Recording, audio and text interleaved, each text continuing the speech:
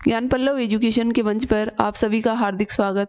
आज की इस क्लास में हम कवि रघुवीर साय द्वारा रचित एक प्रसिद्ध बहुचर्चित कविता रामदास को पढ़ेंगे।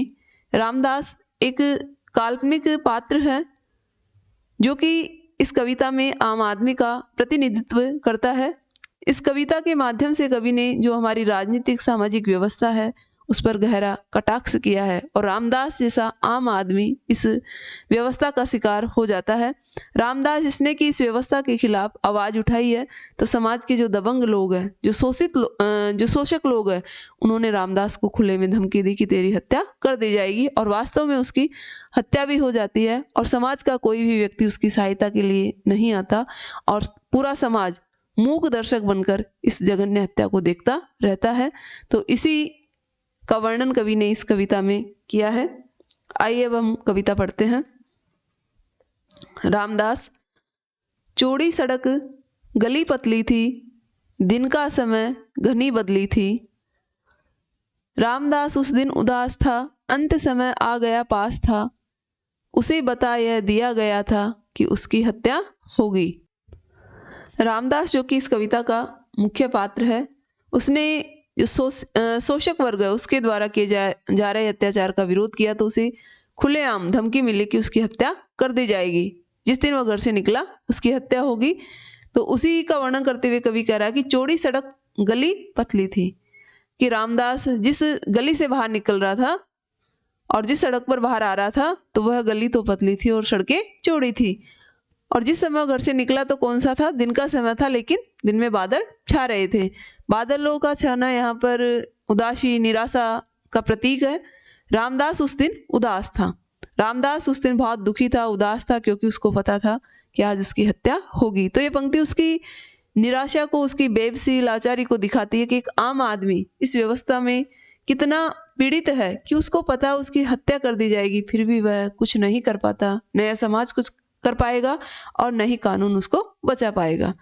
अंत समय आ गया पास था। उसको पता था कि आज उसका अंतिम दिन है, क्योंकि उसे गुंडों ने खुली में चुनौती दी है कि जिस दिन वह घर से बाहर निकलेगा उसे मौत के घाट उतार दिया जाएगा।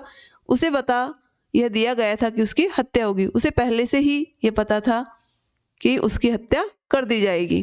तो इस तरह से एक आम आदमी की लाचारी बेबसी को ये पंक्तियां प्रस्तुत कर रही है।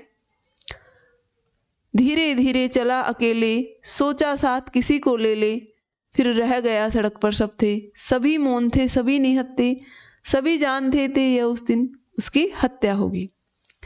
अब इस अगली जो ये पंक्तियां है, इनमें कवि जो हमारा समाज बिल्कुल मूक और संवेदनहीन बन गया है उसको चित्रित करते हुए, उसका वर्णन करते हुए कवि कह रहा है कि धीरे धीरे चला अकेले।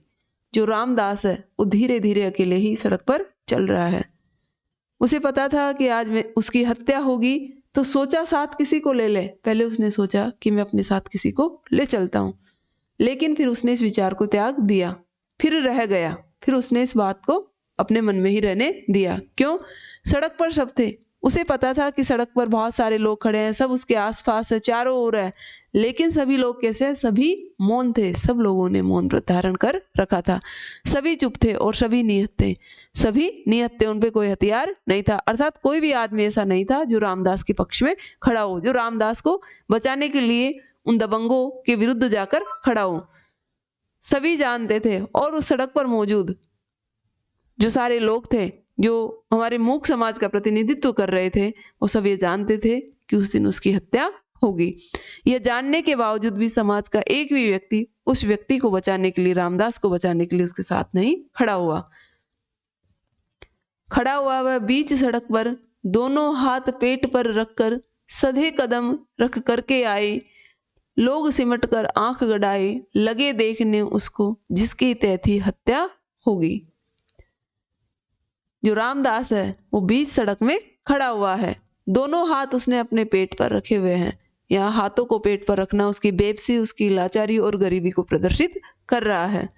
वह बड़े सधे कदमों के साथ उस सड़क पर चलकर आगे आया है और सारे लोग जो वहाँ खड़े हुए हैं वो एक जगह सिमट गए और सिमट कर आंख गड़ाकर बड़े ध्यान से उस रामदास को देख रहे हैं। और क्या देख रहे हैं? लगे देखने उसको जिसकी तय थी हत्या होगी, और उस व्यक्ति को जिसकी पहले से ही यह तय थी कि आज हत्या होगी उसे देख रहे हैं। अर्थात हमारा जो कानून है वो कितना लाचार और बेबस है कि वो एक आम आदमी को न्याय नहीं दिला पा रहा। समाज के जो दबंग लोग हैं वो खुले में चुनौती दे रहे हैं कि हम फला व्यक्ति को मारेंगे, उसके बावजूद भी कानून कुछ नहीं कर पा रहा है। और क्या हुआ, जब रामदास सड़क पर चल रहा था, निकल गली से तब हत्यारा, आया उसने नाम पुकारा, हाथ तोल कर चाकू मारा, छूटा लोहू का फव्वारा, कहा नहीं था उसने आखिर उसकी हत्या होगी। और तब रामदास को जो अंदेशा था, जो आशंका थी, वही हुआ। निकल गली से तब हत्यारा, एक हत्यारा गली से निकलकर आया और उसने रामदास का नाम पुकारा, और नाम पुकार कर हाथ तोलकर चाकू मारा। हाथ में जो चाकू ले रखा था उसे रामदास के मारा, और छूटा लहू का फव्वारा, जैसे ही चाकू रामदास के लगा उसके शरीर से लहू का फव्वारा निकल पड़ा, अर्थात वो खून से लथपथ हो गया। कहा नहीं था उसने आखिर उसकी हत्या होगी।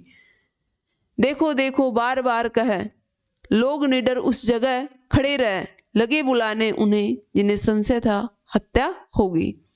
और देखो बार बार जो लोग वहां खड़े हुए थे सड़क पर आसपास, अब उस हत्यारे के जाने के बाद किसी ने भी यह हिम्मत नहीं जुटाई कि वह उस हत्यारे को पकड़े, और लोग निडर होके खड़े हैं, उस जगह खड़े रहे जहां पर रामदास के चाकू गोपा गया था, वहां पर वो खड़े हैं और खड़े होकर लगे बुलाने उन लोगों को बुला रहे हैं जिन्हें पहले से यह संशय था कि रामदास की हत्या होगी। तो इस तरह से रामदास की जो हत्या कवि ने इस कविता में दिखाई है, वह केवल रामदास की हत्या नहीं है, बल्कि वह हमारे सोच, लोकतंत्र, न्याय के प्रति हमारी जो आस्था है, उन सब की हत्या है।